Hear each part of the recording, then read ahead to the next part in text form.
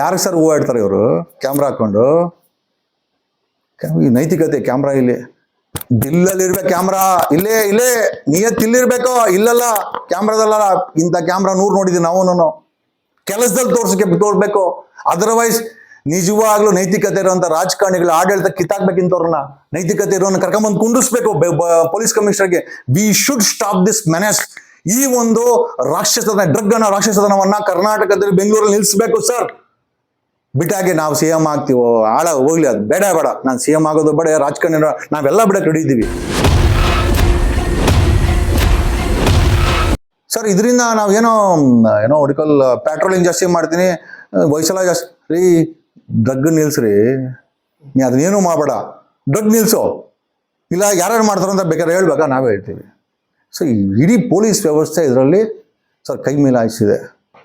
ಆಮೇಲೆ ಇದರಲ್ಲಿ ನನ್ನ ಡೇಟಾಬೇಸ್ ಬೆಂಗಳೂರು ಪೊಲೀಸ್ ಕಮಿಷನ್ ನೀವೇ ಕೇಳಿ ನೋಡಿ. It has cross 120 rapes sir. ಬೆಂಗಳೂರಲ್ಲಿ 120 ರೇಪ್ 4ನೇ ತಿಂಗಳು ಅಂತಂದ್ರೆ ಸರ್, ನಮ್ಮ ಹೆಣ್ಮಕ್ಳು ನಾವು ಇಲ್ಲಿ ಮಡ್ಕೊಬೇಕಾ ಅಥವಾ ದೇಶ ಖಾಲಿ ಮಾಡ್ಕೊಂಡು ಹೋಗ್ಬೇಕಾ ಸರ್? ನಾವು ಇಲ್ಲಿಂದ ಪೀಪಲ್ ಆರ್ ಅನ್ಸೇಫ್ ಅಂತ ಕಾಶ್ಮೀರ ಹೇಳ್ತಾರಲ್ಲ ಸರ್. 120 ಹೆಣ್ಣು ಮಕ್ಕಳು ರೇಪ್ ಆಗಿದೆ ಸರ್, 6 ಗ್ಯಾಂಗ್ ರೇಪ್ ಆಗಿದೆ ಸರ್. ಗ್ಯಾಂಗ್ ರೇಪ್ ಅಂದ್ರೆ ಕ್ಯಾನ್ ಜಸ್ಟ್ ಇಮ್ಯಾಜಿನ್ ಆ ಹೆಣ್ಮಕ್ಳ ಪರಿಸ್ಥಿತಿ, ನಾವು ಫ್ಯಾಮಿಲಿಗಳ ಕುಟುಂಬ ಏನೋ ಪ್ರತಿದಿನ ನಡೀತದೆ ಸರ್. ಇದು ಸ್ಟಾಪ್ ಆಗಿಲ್ಲ, ಇವಾಗ ನಡೀತದೆ. Rapes are continue sir. ನೀವು ಎಲ್ಲಿವರೆಗೂ ಡ್ರಗ್ ಅನ್ನ ಕಂಟ್ರೋಲ್ ಮಾಡಲು ಬೆಂಗಳೂರಲ್ಲಿ ಎಸ್ಪೆಷಲಿ ಬೆಂಗಳೂರಲ್ಲಿ ಅಲ್ಲಿವರೆಗೂ ಯಾವುದೇ ಕ್ರೈಮ್ ನಿಲ್ಲಲ್ಲ ಸರ್. ನೀವು 100 FIR ಹಾಕಿ ಇಂಥ 100 ಜೈಲ್ ಕಟ್ಟಿ ಸರ್, ಏನು ಪ್ರಯೋಜನ ಇಲ್ಲ. ಯಾಕಂದ್ರೆ ನಾವು ಇವತ್ತಿನ ರಾಜಕಾರಣಿಗಳಿಗೆ ನೈತಿಕತೆ ಅಲ್ಲ ಸರ್. ಉಸಿರು ಒಳ್ಳೆ ರಾಜಕಾರಣಿಗಳು ತಮ್ಮ ಮಾಡಿರೋ ದುಡ್ಡನ್ನ ಕಾಪಾಡ್ಕೊಳಕ್ಕೋಸ್ಕರ ರಾಜಕೀಯಕ್ಕೆ ನಿಂತ್ಕೊಂಡು MLA ಆಗಿ ಮಿನಿಸ್ಟ್ರುಗಳಾಗಿ ಮಾಡ್ತಾ ಇದ್ದಾರೆ. ಒಬ್ಬೊಬ್ಬ ರಾಜಕಾರಣಿಗಳ ಮೇಲೆ 60-70 ಕೇಸ್ಗಳಿವೆ ಸರ್. ನಾಗೇಂದ್ರ ಮೇಲೆ 43 ಕೇಸವೆ ಸರ್. ಅವ್ನು ಮಿನಿಸ್ಟ್ರು ಅಂತ ನಾವು ಹೆಂಗ್ ಸರ್ ಒಪ್ಕೊಬೇಕು? ಸಿದ್ದರಾಮಯ್ಯ ಮೇಲೆ 19 ಕೇಸವೆ ಸರ್. ಯಾವ ನೈತಿಕತೆ ಇಟ್ಕೊಂಡು ನಾವು ಒಪ್ಕೊಬೇಕು sir? How can you continue sir? We want statesmen sir. Statesmens ಬೇಕಾಗಿದೆ ನಮ್ಮ ರಾಜಕೀಯಕ್ಕೆ. ಇದು ಅಳಲು ಸರ್, ನಂದಲ್ಲ ಸರ್, ಸಮಾಜದ್ದು. ನಾನು ಬೇಕಾದ್ರೆ ಯಾವುದೋ ಒಂದಷ್ಟು ಕೇಸ್ಗಳು ಬೇಕಾದ್ರೆ ಹೈಕೋರ್ಟಲ್ಲಿ ಹಾಕೊಂಡು ಕ್ಲೋಸ್ ಮಾಡ್ಕೊಳ್ಬೇಕು, ಯಾವ ದೇಶಕ್ಕೆ ಬೇಕಾದ್ರೆ ಓಡೋಗ್ಬೋದು. ಬಟ್ ಪ್ರಶ್ನೆ ಏನಪ್ಪ ಅಂತ, ಈ ಸಮಾಜ ಏನು ಮಾಡ್ತಾ ಇದೆ, ಇಲ್ಲಿನ ಬಡವ್ರಿಗೆ ಏನು ಮಾಡ್ತಾರೆ? ಈ ಕ್ರೈಮನ್ನು ಹೆಂಗೆ ಕಂಟ್ರೋಲ್ ಮಾಡೋದು? ದಿನಾ ನೀವು 4 ಪ್ರತಿ ತಿಂಗಳು ನೀವು 4,000 ಕೋಟಿ 5,000 ಕೋಟಿ ಸರ್ ಇಲ್ಲ ಅಂತ ಹೇಳ್ಬಿಡಿ ಸರ್. ಪೊಲೀಸ್ ಕಮಿಷನರ್ ದಯಾನಂದ್ ಇಲ್ಲ ಅಂತ ಹೇಳ್ಬಿಡಿ ಸರ್. ಹಂಗಾರೆ ಅಲ್ಲಿ ಚಾಲೆಂಜ್ ಹಿಮ್.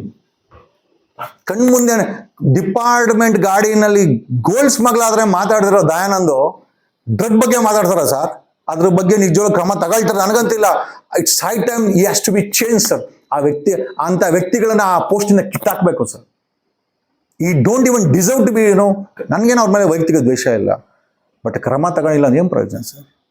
ಯಾರೋ ರಾಜಕಾರಣಿಗಳಿಗೆ ಸ್ವಂತ DGP ಕಾರಲ್ಲಿ ಗೋಲ್ಡ್ ಸ್ಮಗ್ಲಿಂಗ್ ಆಗಿದೆ 3 ವರ್ಷದಲ್ಲಿ. 2 ವರ್ಷ ಆಯ್ತು ಅಪ್ಪನ್ ಬಂದು. ಇಂಟೆಲಿಜೆನ್ಸ್ ಗೊತ್ತಿರಲ್ವಾ? ಕೆಂಪೇಗೌಡ ಏರ್ಪೋರ್ಟ್ ಇಂದ ಬೆಂಗಳೂರು ಬರೋದು?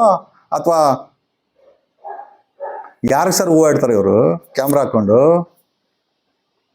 ನೈತಿಕತೆ ಕ್ಯಾಮ್ರಾ ಇಲ್ಲಿ ದಿಲ್ಲಲ್ಲಿರ್ಬೇಕು, ಕ್ಯಾಮ್ರಾ ಇಲ್ಲೇ ನಿಯತ್ ಇಲ್ಲಿರ್ಬೇಕು. ಇಲ್ಲಲ್ಲ ಕ್ಯಾಮ್ರಾದಲ್ಲ, ಇಂಥ ಕ್ಯಾಮ್ರಾ 100 ನೋಡಿದ್ವಿ ನಾವು. ಕೆಲಸದಲ್ಲಿ ತೋರ್ಬೇಕು. ಅದರ್ವೈಸ್ ನಿಜವಾಗ್ಲೂ ನೈತಿಕತೆ ಇರುವಂತ ರಾಜಕಾರಣಿಗಳು ಆಡಳಿತ ಕಿತ್ತಾಕ್ಬೇಕಿಂತವ್ರನ್ನ, ನೈತಿಕತೆ ಇರೋನ್ನ ಕರ್ಕೊಂಬಂದು ಕುಂಡಿಸ್ಬೇಕು ಪೊಲೀಸ್ ಕಮಿಷನರ್ಗೆ. We should stop this ಮೆನೆಸ್.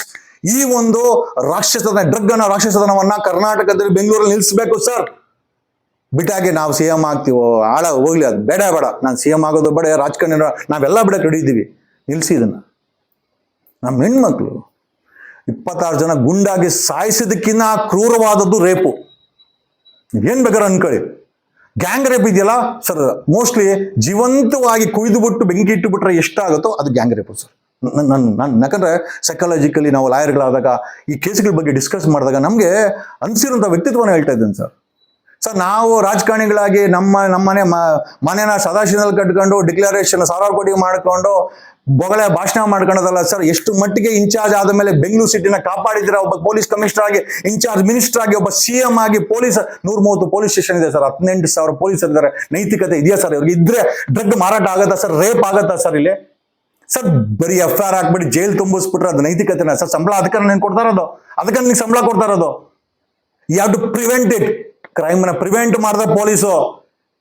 Crime ಆದ್ಮೇಲೆ FIR ಹಾಕಿ ಯಾವುದೋ ಫೋಟೋ ಹಾಕಿ FIR ತಗೊಂಡ ಜೈಲಲ್ಲಿ ಪುಕ್ಸಟ್ಟೆ ಜೈಲ್ ಐತೆ, ಊಟ ಹಾಕ್ತಾರೆ, ತಗೊಂಡ ಬಿಟ್ಟರೆ ಅಲ್ಲ. ನನ್ನೂ ಬಿಟ್ಟಿದ್ದು ಬೇರೆ ವಿಚಾರ. ನಮ್ಮನ್ನು ಬಿಡೋಕ್ಕೂ, ಒಬ್ಬ ರೇಪಿಸ್ಟ್ನ ಬಿಡೋಕ್ಕೂ, ಒಬ್ಬ ಕಳ್ಳನ ಬಿಡೋಕ್ಕೂ, ಒಬ್ಬ ಡ್ರಗ್ ಅಡಿಕ್ಟು ಸರ್ ಪ್ರತಿದಿನ ಅಡ್ಮಿಷನ್ ಆಗುತ್ತೆ ಸರ್ ಅಲ್ಲಿ. ಪ್ರತಿದಿನ ಮಿನಿಮಮ್ 50% NDPS ಕೇಸ್ ಎಲ್ಲ ಡ್ರಗ್ ಕೇಸಲ್ಲಿ ಬರುತ್ತೆ. ಸರ್ ಕಮ್ಮಿ ಎಂದು ದಯಾನಂದ್ಗೆ ಇಷ್ಟು ಪತ್ರ ಬರ್ತಿದ್ದೀನಿ ಸರ್ ನಾನು. ಸುಳ್ಳು ಹೇಳ್ಬಾರ್ದು, ಅವ್ರನ್ನೇ ಕೇಳಿ. ಪತ್ರ ಬಂದಿರೋ ರಿಸೀವ್ ಮಾಡಿದವ್ರ ಒಂದು ರಿಪ್ಲೈ ಕೊಟ್ಟಿಲ್ಲ ಸರ್ ಆ ವ್ಯಕ್ತಿ. ನಾನು ಅವ್ರನ್ನ ದೂಷಣೆ ಮಾಡ್ತಾ ಇಲ್ಲ. If the person is not eligible, ಈ ಕಾಂಟ್ ಪ್ರಿವೆಂಟ್, ಅವ್ನ ಕೈ ನಿಲ್ಸಕ್ಕಾಗಿಲ್ಲ ಅಂದ್ರೆ ಸರ್ ರಾಜೀನಾಮೆ ಕೊಟ್ಟು ಹೋಗ್ಬೇಕು ಸರ್, ಇಲ್ಲ ಟ್ರಾನ್ಸ್ಫರ್ ಮಾಡಿಸ್ಕೊಂಡು ಹೋಗ್ಬೇಕು ಸರ್. ಸರ್ ತುಂಬ ಅತಂತ್ರವಾದ ಪರಿಸ್ಥಿತಿಯಲ್ಲಿ ನಾವು ಸಮಾಜವನ್ನು ತಂದು ನಿಲ್ಲಿಸಿದ್ದೇವೆ. ತುಂಬ ನೋವಿನಿಂದ ಹೇಳ್ತಾ ಇದ್ದೆ. ನನಗೆ ಯಾವುದು ಪ್ರಚಾರ ಬೇಕಾಗಿಲ್ಲ ಸರ್. ನಾನು ಹೇಳಿದ್ನಲ್ಲ, ಅಯ್ಯೋ ಬಿಟ್ಟು ಹಾಕೋ, ನಾನು CM ಆಗಿದ್ದು ಅಂತಂದಿರಿ, ಅಟ್ಲೀಸ್ಟ್ ಇರೋವಂಥವ್ರು ಕೆಲಸ ಮಾಡಲಿ ಅಂತ, ಬರೋವಂಥವ್ರು ಒಳ್ಳೆ ಕೆಲಸ ಮಾಡಲಿ ಅಂತ, ಅಟ್ಲೀಸ್ಟ್ ಒಂದು ಭಯ ಇರಲಿ ಅಂತ. ಇಲ್ಲ ನಮ್ಮಂಥವ್ರಿಗೆ ಹೆಂಗೆ ಸರ್ ಹೇಳ್ಬೇಕದು? ನನಗೇನು ಆ ಥರ ಸರ್ ಅಧಿಕಾರ ಎಂಜಾಯ್ ಮಾಡಬೇಕು, ಸಾವಿರಾರು ಕೋಟಿ ರೂಪಾಯಿ ಡಿಕ್ಲೇರ್ ಮಾಡಬೇಕು, ಪಾವಗಡದಲ್ಲಿ ಸೋಲಾರ್ ಪ್ಲಾಂಟಲ್ಲಿ ರೈತ ಹತ್ರ ಕಿತ್ಕೊಂಡು ಜೀವನ ಮಾಡಬೇಕು, ಇಲ್ಲ ಬೆಳಗಾಮಲ್ಲಿ ಮನೆ ಮಾಡಬೇಕು, ಅಥವಾ ಇನ್ನೊಂಗೇನು ಆಸೆ ಇಲ್ಲ ಸರ್ ನನಗೆ. ಅಥವಾ ಯಾವನೋ ಬ್ಲೂ ಫಿಲಮ್ ಮಾಡ್ಕೊಂಡ್ರೆ ಯಾರೋ ನನ್ನಂತನೇ ಇಟ್ಕೊಂಡು ಮಜಾ ತಗೊಬೇಕು ಅಂತಲೂ ಇಲ್ಲ ಸರ್. ನಾನು ಇರೋದು ಒಂದೇ ಒಂದು ಆಸೆ. ನಾನು ನೋಡಿದ್ದೀನಿ, ನೀನು ನೋಡಿದ್ಯಾ. ಬಟ್ ನೀನು ಕೊಟ್ಟಿರೋ ಕೌಂಟ್ರನ್ನ ನಾನು ಕೊಟ್ಟೆ ಕೊಡ್ತೀನಿ, ಬಿಡಲ್ಲ.